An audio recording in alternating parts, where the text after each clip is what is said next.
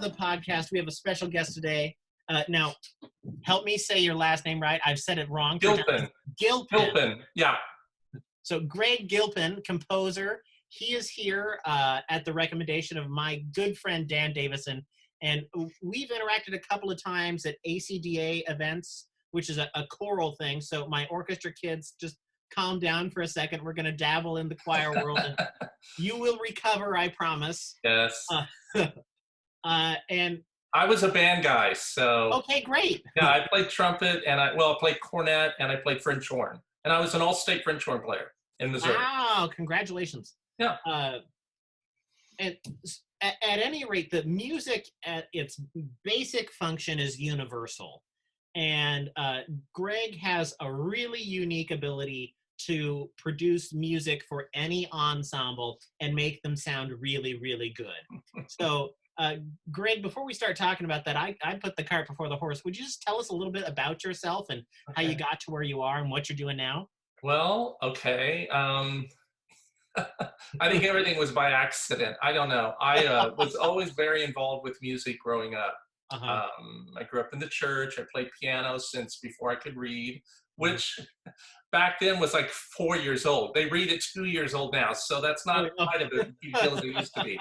But I always played piano, and I always sang and did that. Then I was in band in beginning of 5th grade. That's when we started band, and I played. I learned cornet. I wanted to be a drummer, but my parents wouldn't let me be a drummer, so I learned cornet, and then I played French horn in high school. I grew up in a very small town. We had 800 people. I had 28 in my graduating class. So the football players would they would march in their own halftime show, for it. So it was little, but we had great teachers. I would say 70% of the school was in music, if not more. And we did musicals, and we did very well at contests. I really had a great choral teacher who was my sister-in-law. Her name was Sherry Bannon Gilpin later on, and Larry Hiltbiddle was my band teacher, very well known in Missouri. Okay. And anyway, I was very involved. I played keyboards all the time. I accompanied in college, got my vocal music degree K through 12. And then I did not want to full-time teach because I didn't want the paycheck.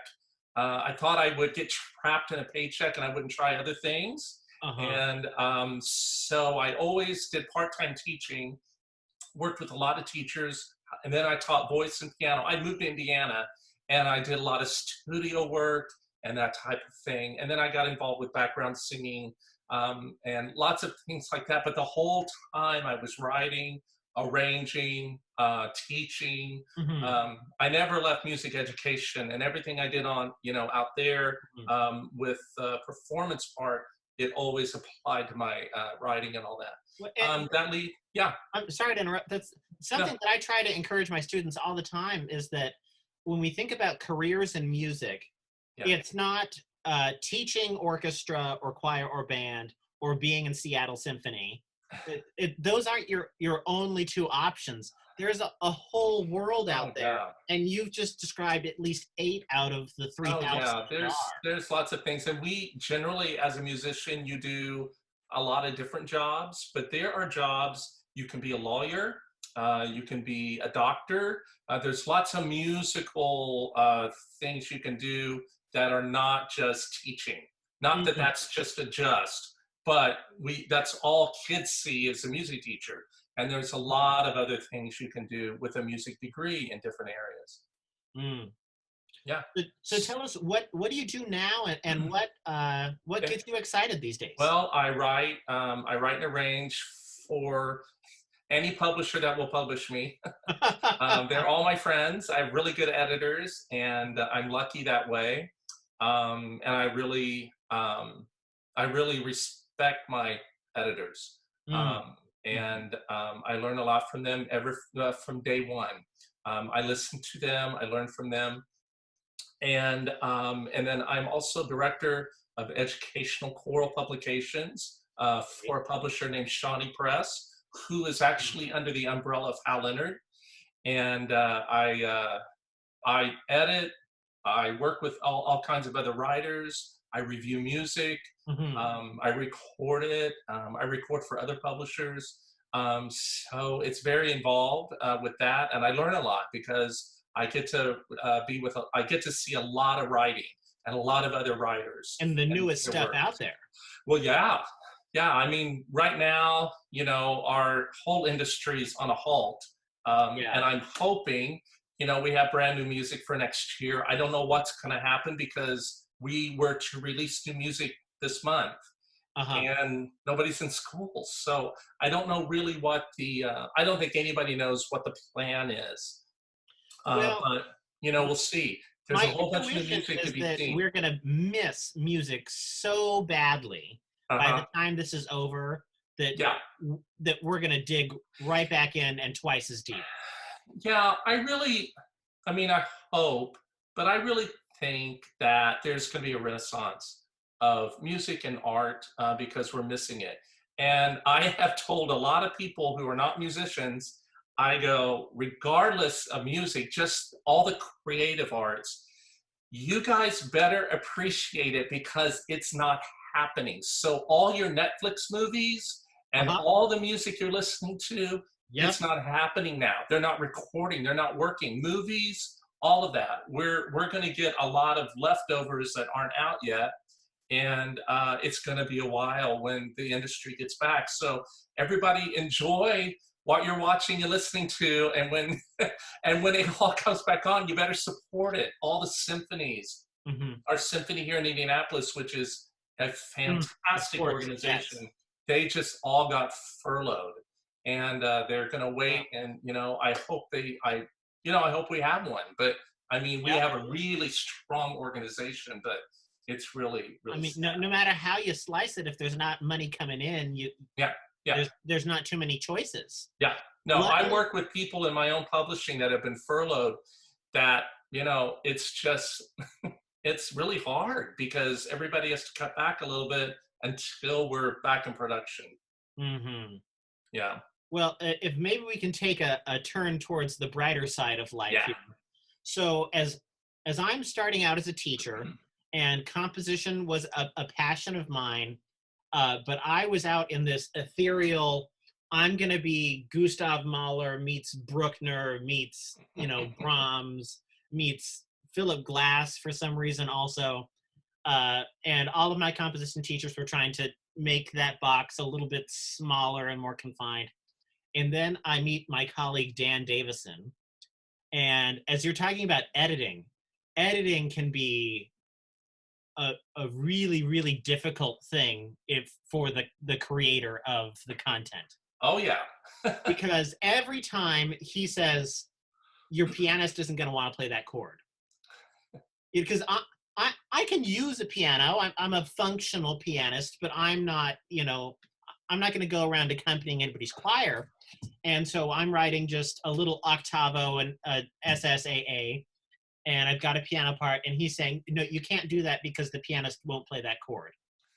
and I wanted to have an argument with him, and I made it so personal that, well, that's the chord I wanted. I'm the composer, Dan. Right. But to sit down and have the understanding that he's thinking about it as a pianist is going to sit down and look at this, that is reading it at a publishing company, at a publishing house, thinking about what's going to be marketable. And one of the things, and I'm not in your business, so I won't put words in your mouth, but I would expect one of the things you're looking for is a piece that's easy to read, that it reads well. And if the piano part is chunky, that's going to create some problems for you if you want to get published. Right. Yes, I would agree. Everything you're saying is correct.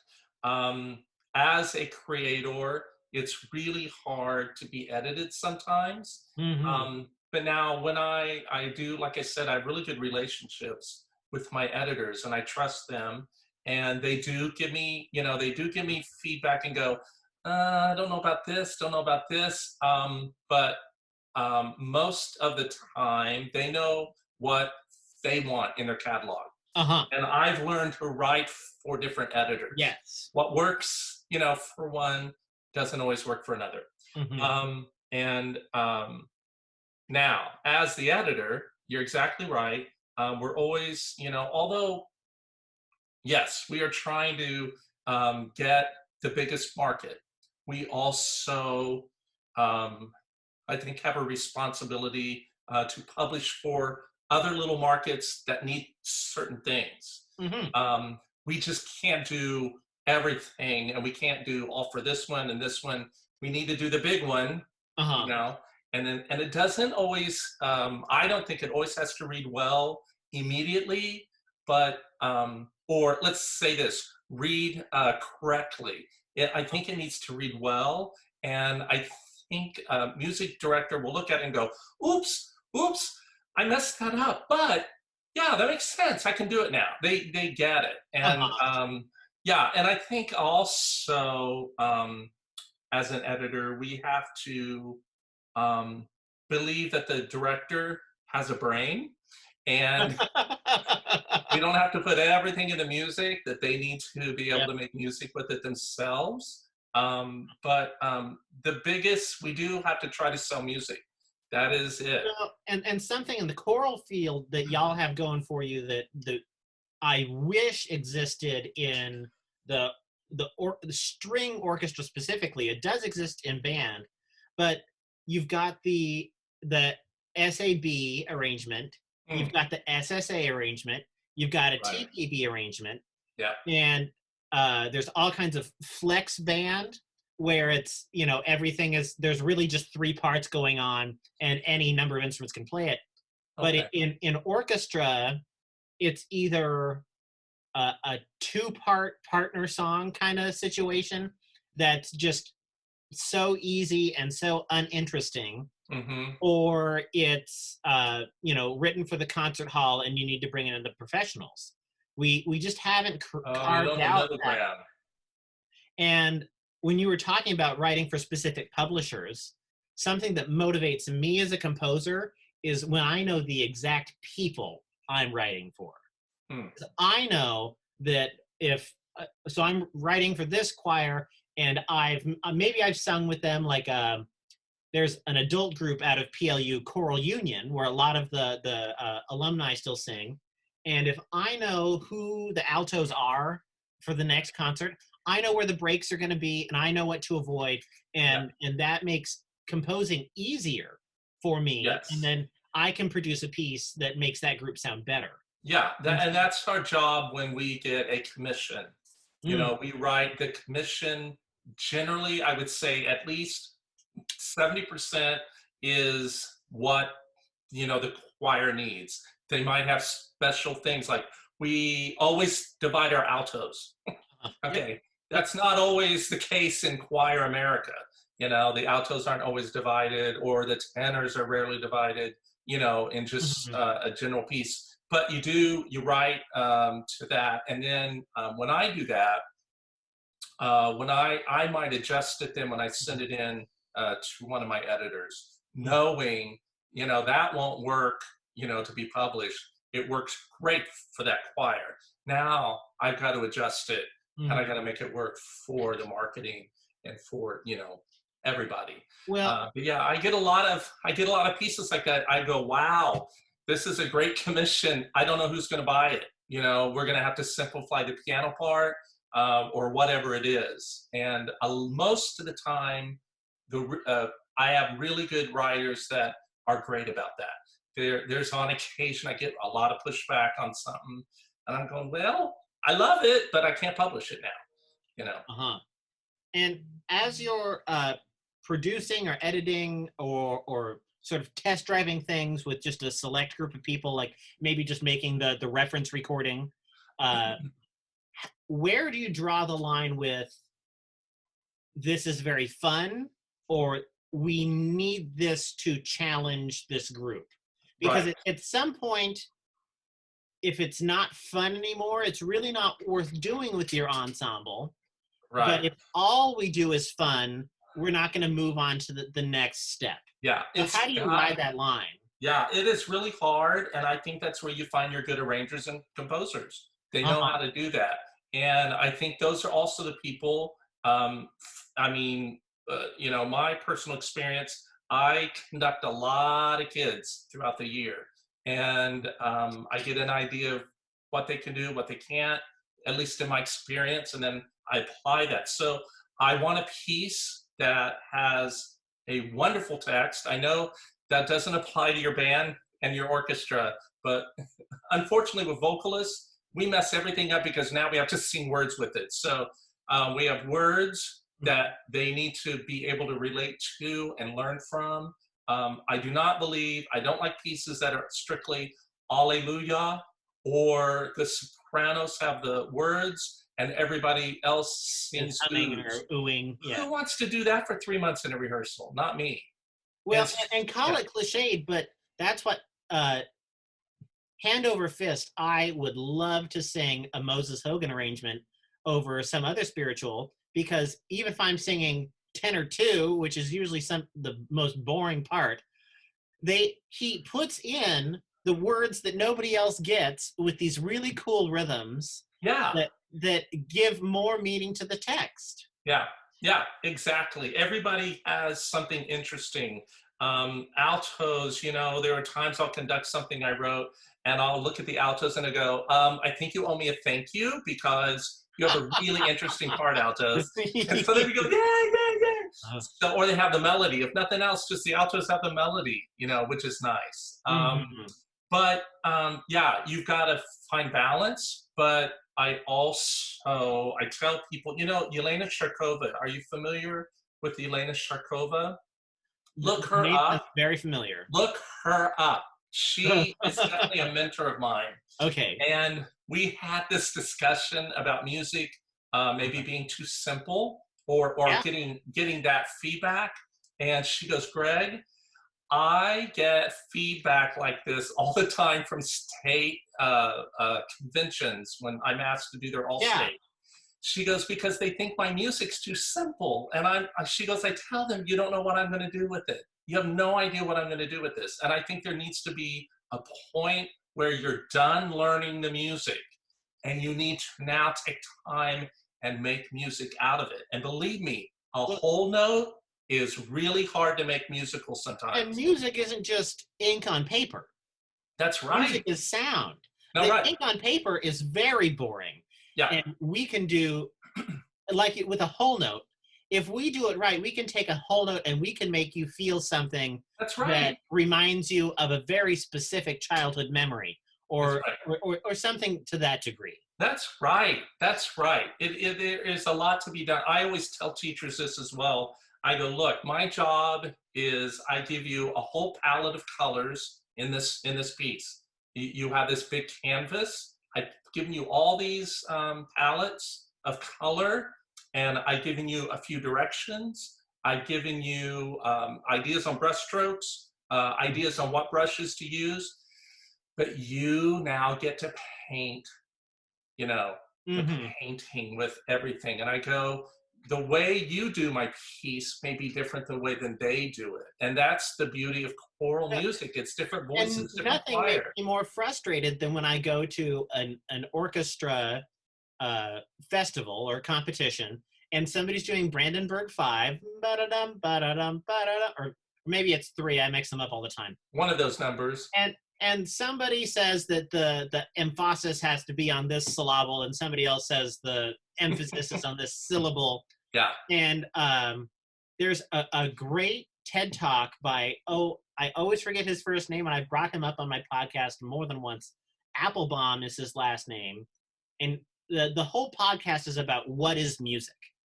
And Mm. so he shows a guy that's chopping up vegetables, and it's put through some kind of distortion filter. And then he's got one where it's audio cues matched up with sign language. And he keeps coming back to the question of, is it music? And in the end, that's the wrong question. It's, is it interesting? Mm. So there is no, right, like you're saying with the canvas, there's no one way to interpret the piece, No. but how can you use the paint and the palette and the brushes that you, the Right. composer, provided to make a painting that's all your own. And do you enjoy it? Maybe That's if I right. was the composer, I might think things are a little gauche, but did your ensemble, connect with that music and connect with each other Yes. and When connect with I did a concert at Carnegie, and I won't say who the other director was because they're fantastic, and the choir was fantastic. They were the high school group. I did the middle school. Mhm. Um, and I do a lot of middle school because That's I where the think real work is happening. I Having know that done nobody both. wants to do middle school Mhm. because it's so hard. It's difficult. But I did the middle school, and we were first. We did ours, and then I sat and I watched the high school sing. And my takeaway was, and I always do this now, is I watched them and I thought, you know what? They are technically perfect, just musical, and it's wonderful. But they didn't sing with any joy. There was no joy in the choir. Now, my middle schoolers, I had 300 of them up there. Uh-huh. They worked. Oh, we worked on our vowels and we sang, and not everything was perfect, but they sang with joy. They enjoyed it so much. And I went, bingo, that's my job. They have to sing with joy and enjoy the process. If there were three things that when I retire, my students tattoo on my face, one of them would be that an audience listens 80% with their eyes. Yeah. So here's the question that we've been leading to now for 10, 20 minutes is you've gotten the right piece of music for the right group. It's been well prepared. It looks lovely. You have all the right indications, and the students are excited to perform this piece of music. How do you convince them that it is important that they enjoy making music with each other, Yeah. not just the piece of paper? Well, I think we're learning that now, right? Because they're not getting to be together. Mm-hmm. I think it's not happening naturally. I get a lot of feedback from teachers when they get there. They'll do a Zoom with their ensembles, and the kids are just like, I just want to see everybody. I want to talk to everybody. I want to be with everybody. And when you get to the point, I think actually if your choir is already enjoying it and they're doing all those things, I think they must be enjoying being together. I think it's the groups that are broken up and you can tell they aren't blending, and one part doesn't know what the other part's playing. Those are the groups that have no idea that there should be a connection. They don't even know each other's names. Well, and it doesn't always have anything to do with their actual talent or ability. They could individually be very talented singers. But from your expertise, what makes it so important that a group of musicians get along and make music together rather than simultaneously? Yeah, I totally think they need to know who they are, who each other are. You've got to do some things that are non-musical. They need to get to know you, literally. Like there's a great book called Icebreakers by Valerie Mack. One of the little icebreakers in there is teacher's pet. I like to call it getting to know you, but it's teacher's pet. And just the idea of your kids getting to know you, the idea is the teacher on Monday in rehearsal, they go, hey, you guys, I'm going to give you a pop quiz on Friday. And it's going to be over all the things we talk about this week in rehearsal or class or whatever it is. And what you do is you share you share little things about yourself all week long. Maybe a book you're reading, maybe a movie, maybe where you grew up, any of those things all week long. Then on Friday, you remind them, guess what? We've got a quiz, but all the questions are about you. And they have to answer the things like, what was your favorite book? What was a movie?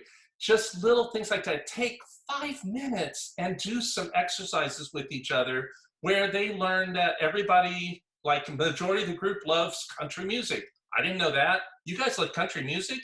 maybe you should do something with country music and a piece. But I think they need to really, if you don't know each other, you will never make beautiful music. You come in and you're strangers, ain't gonna happen. It's not gonna happen. And you don't have to be a great musician, but you're gonna be a better musician if you know the ensemble and the people around you. And this whole topic is something that people in the orchestra world, they need to get on the choir train, because even in my orchestra, there are, and I don't enjoy it, I'm not proud of it, there's a couple of kids that just sit in the back and they don't really talk to anybody else, and you're lucky if they even play that day. But it's not worth singling them out and making them feel guilty about it and stopping your whole rehearsal. It's a private conversation later.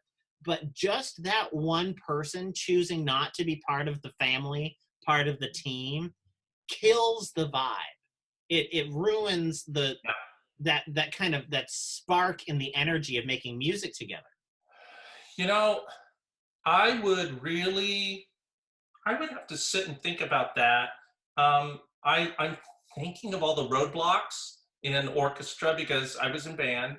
I think there's a roadblock because nobody else gets to see anybody other's part. They only hear it.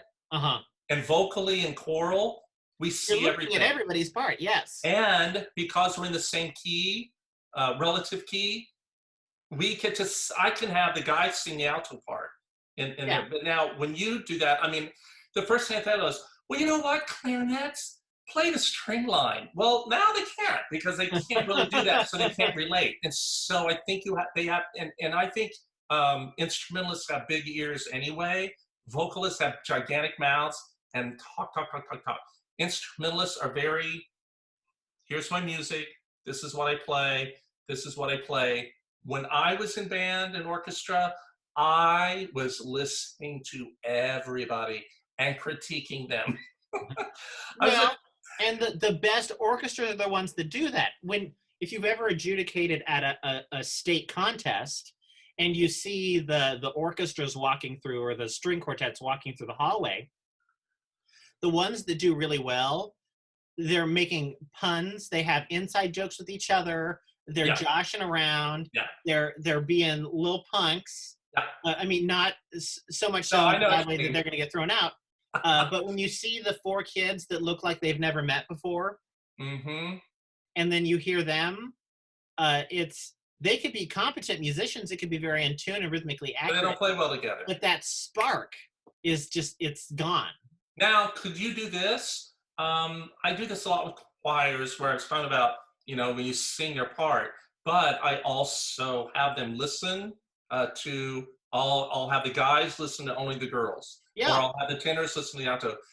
Could you do that with your orchestra and band? Go, okay, stop. I want trumpets to listen to the flutes right now. And I want you to help the flutes out. Here's the flute part. Flutes play. Trumpets, you have to answer me. Trumpet one, how can they do better? Or what did they do great? What did they do great in that?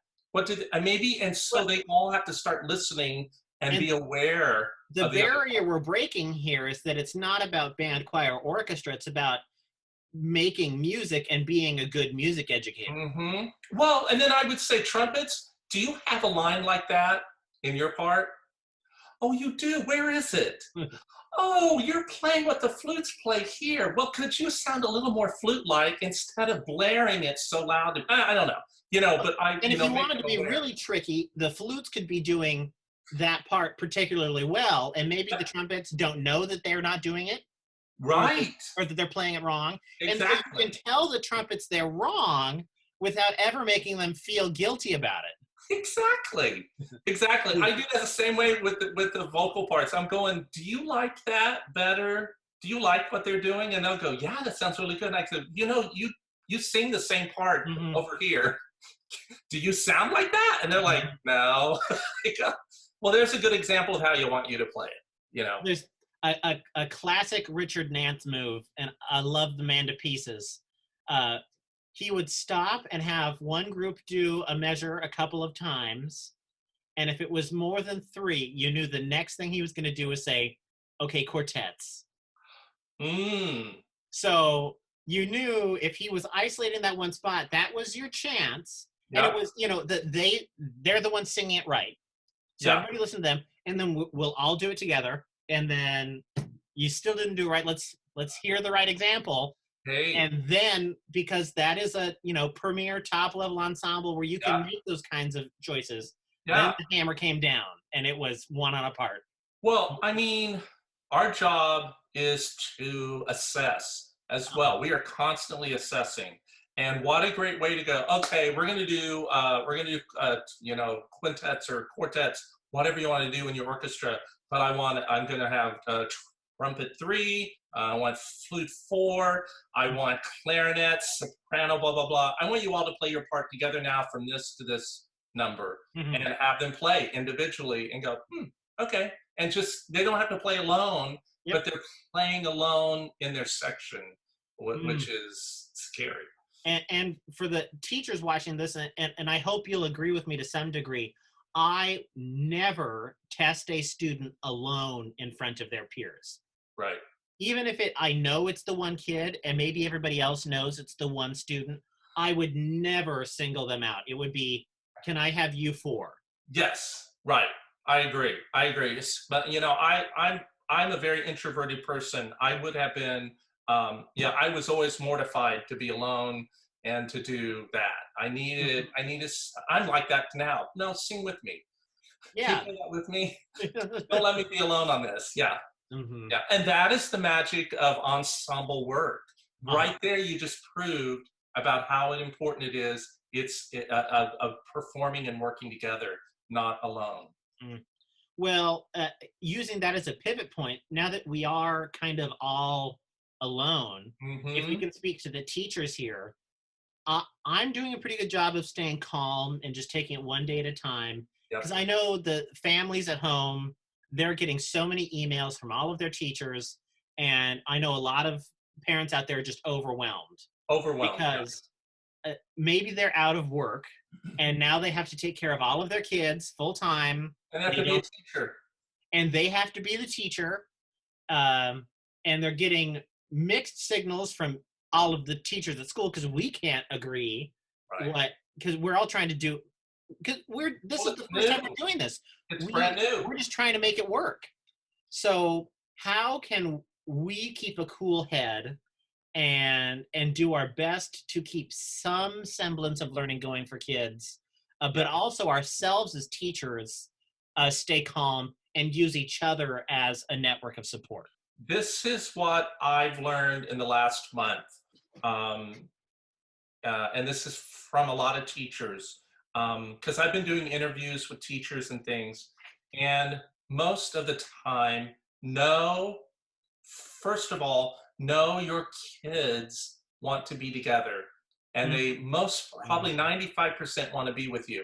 I think there's a lot of teachers finding out what they're good at, what themselves as teachers are good at, what they're not good at, what relationships they thought they had and what they have now. They thought they had a better relationship with a student, whatever. I think you're finding out who the leaders are and who the followers are, and the ones that don't care at all, and the ones that really care and they want to help. So all that, I think you have to give yourself grace that you have not done this before. And as long as you're doing little things, it may not be, I really think, I've had so many teachers say in the past, well, I would work on that if I had time. I just don't have time for that. Well, I'd work on that now. If I had time. You got lots of time now. So you know what? If you're going to meet with them for half an hour, or you've got a private student or whatever it is, work on basic things. Get them singing. Get them doing warm-ups. Listen to them. Go to your kids and go, I want you to teach me.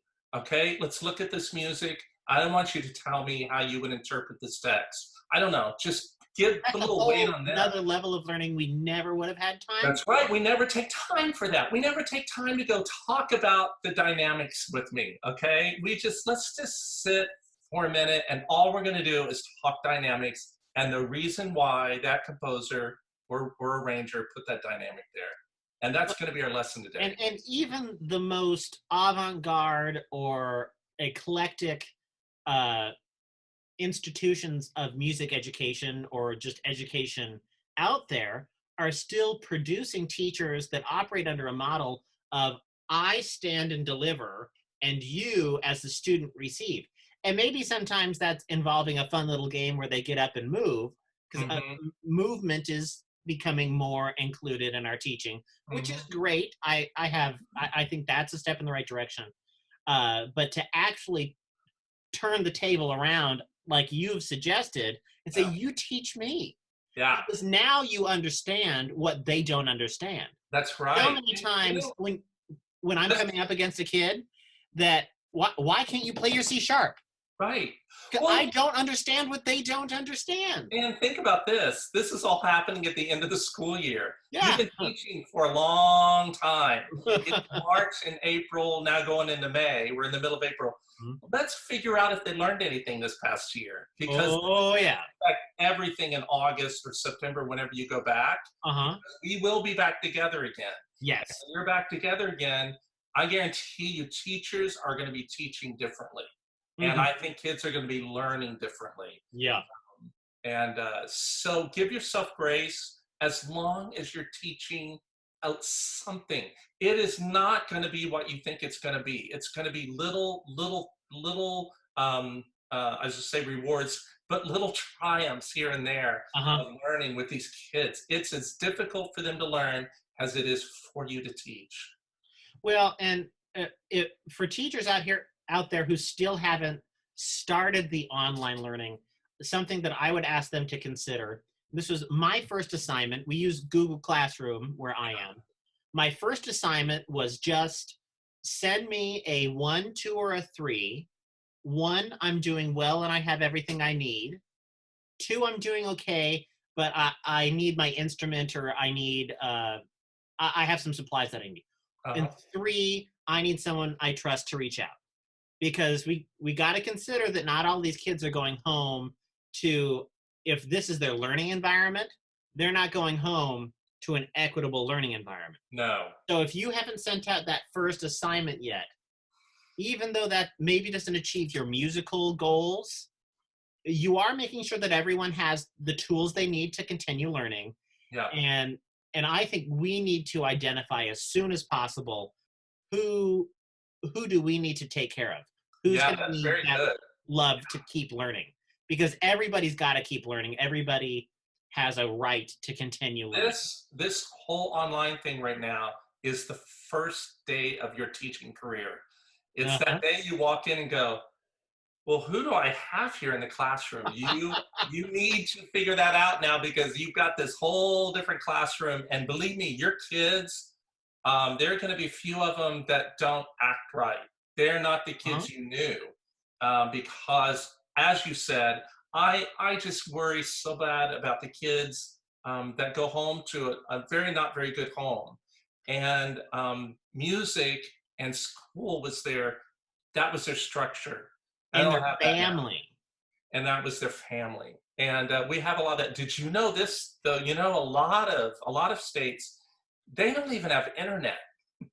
There are music teachers that aren't getting to teach anything. They have to mail it. There are rural places in Missouri, in lots of these states that are very rural, Uh-huh. that they don't even have Google What. I mean, they don't have this. Yeah. Imagine if you are able to teach by Zoom or by anything with your kids, then you need to know you are up here already in a great spot, because there are teachers so frustrated and kids so frustrated that they have nothing. They're not doing any teaching.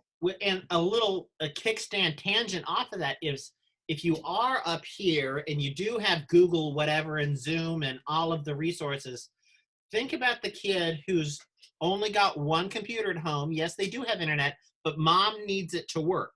That's right. So if they ask you, or don't even wait for them to ask you, make a paper alternative and don't complain about it, Yeah. because everybody's got to keep learning. Everybody has a right to continue their education. And And that's right. And if they don't mail it back, they don't mail it back. Just, make a note of all of this. Keep track of uh-huh. all this. Give everybody grace about this.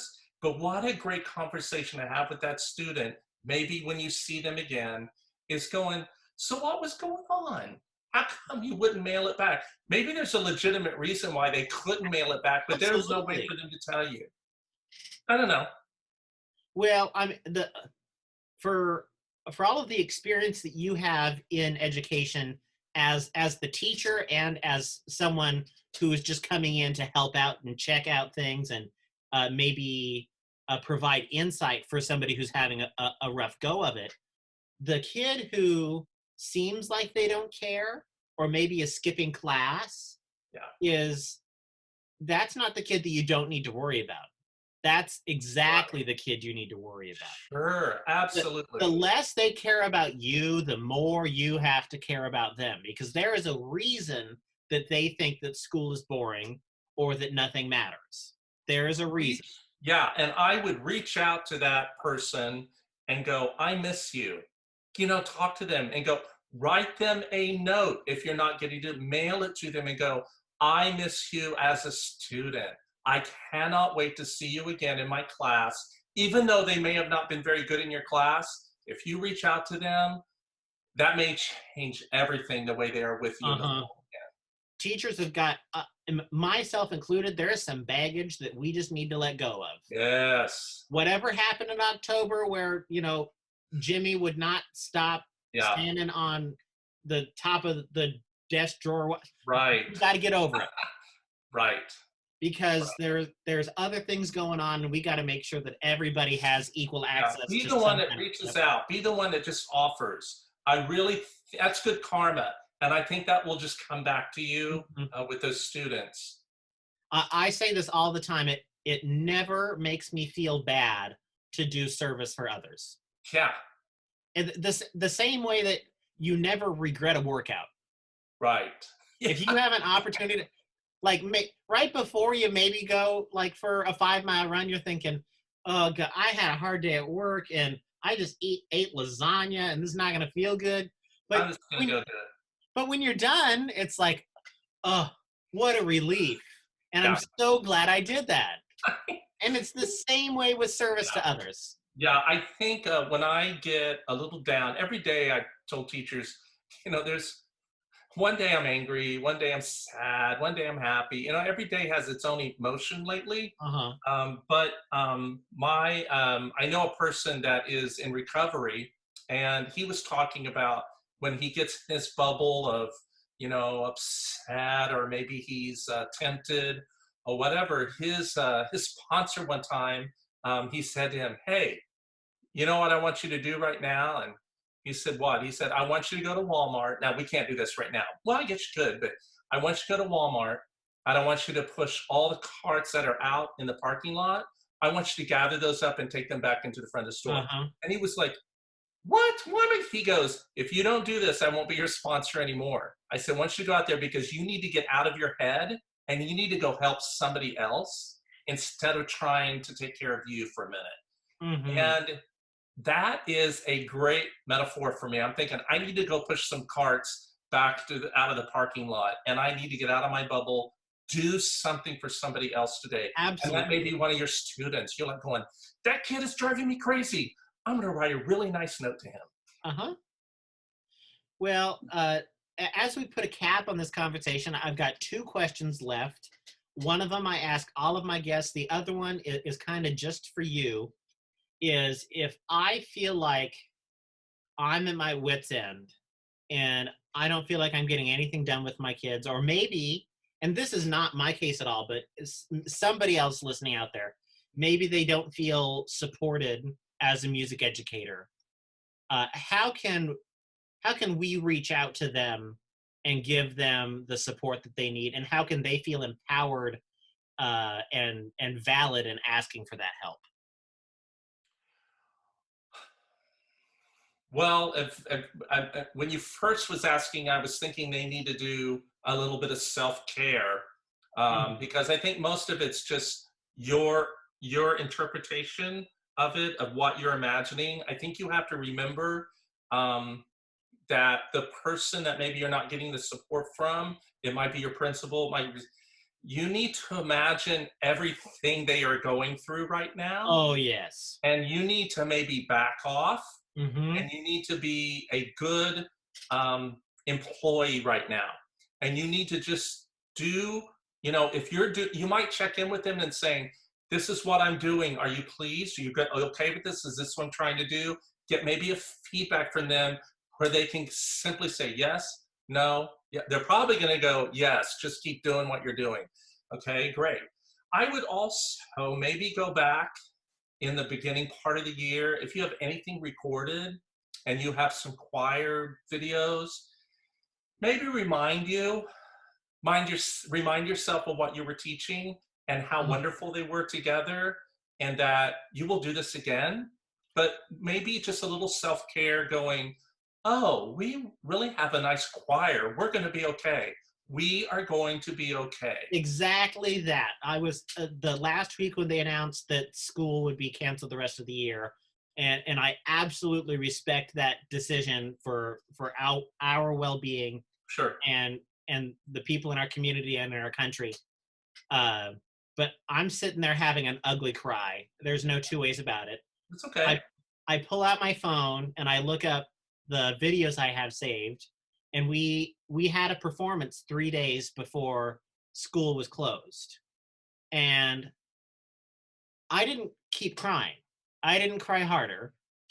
It brought a smile to my face. And my wife walks in the room, and she probably thinks I'm a weirdo looking at my phone, crying and smiling. And she says, what is happening? She's like, I just have the most amazing students. Yeah. And is there a way you shared that with your students? Yeah, absolutely. I would suggest that to teachers. If there's a way to share that video, they need reminders of what they were doing and how good they were, and go, look what we were doing. We're going to get to do this again. It's just right now we're not. But let's remember what we did. I want to share that. What we did together. And what we did together. Yes. Mm-hmm. Yeah, definitely. Okay, so my last question, and maybe this is a toughie. If you can remember a time in your life when you were pursuing music, and maybe think about it as a career or at a turning point where music was becoming more serious or more important, and someone or something was more or less telling you no. If you could go back in time, what would you tell yourself to get through that period or that struggle?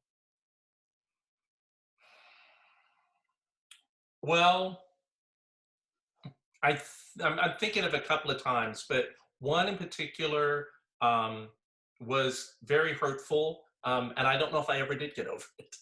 But another just basic thing is probably when I was told, maybe I wasn't playing something, or I didn't know as much as maybe another musician in the band, or whatever was happening.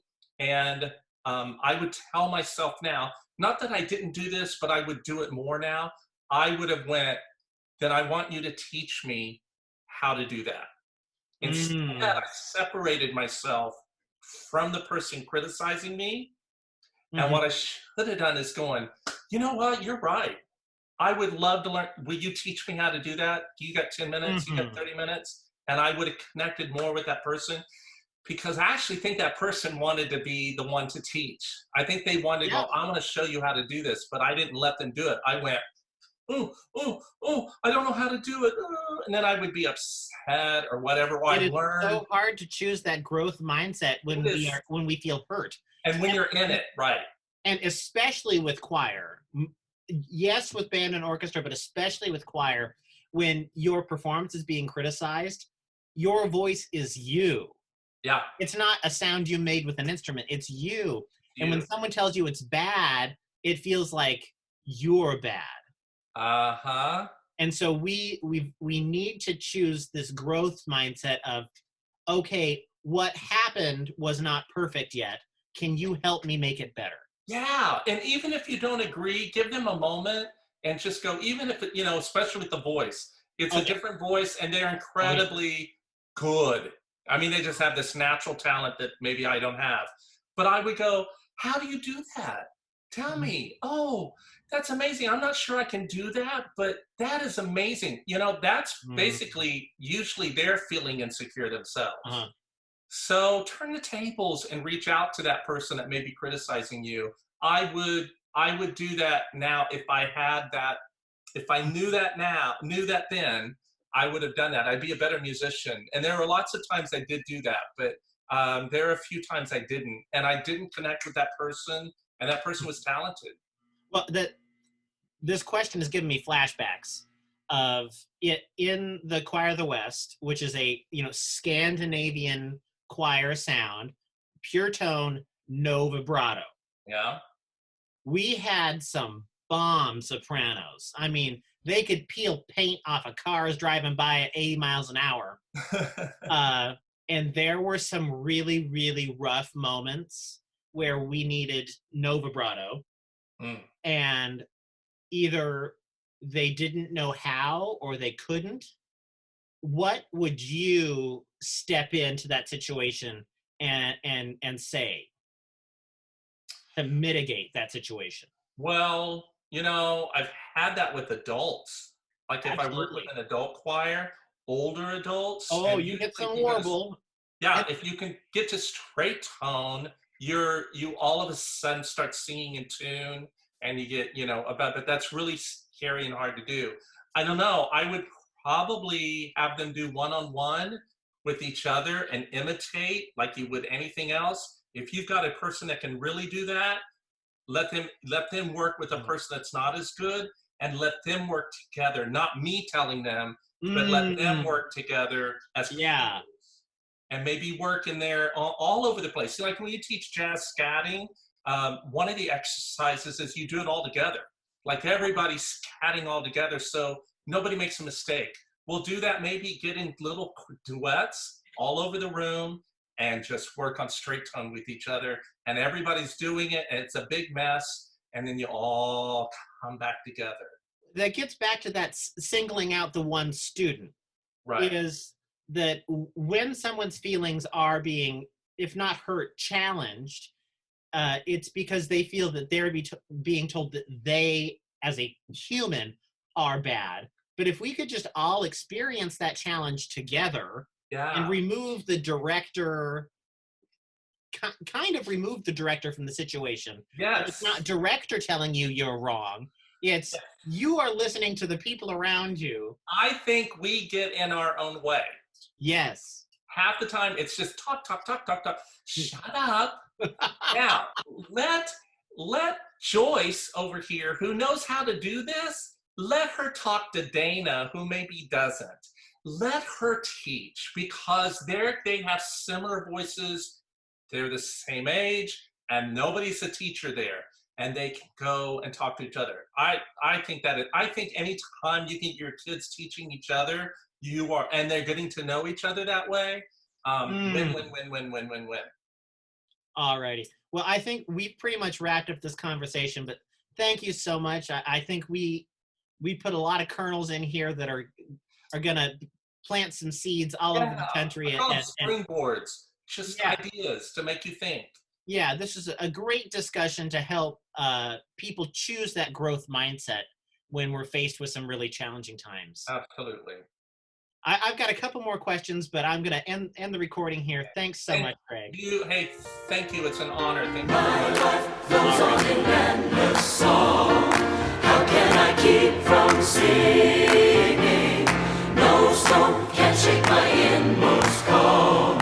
How can I keep from singing? How can I keep from singing?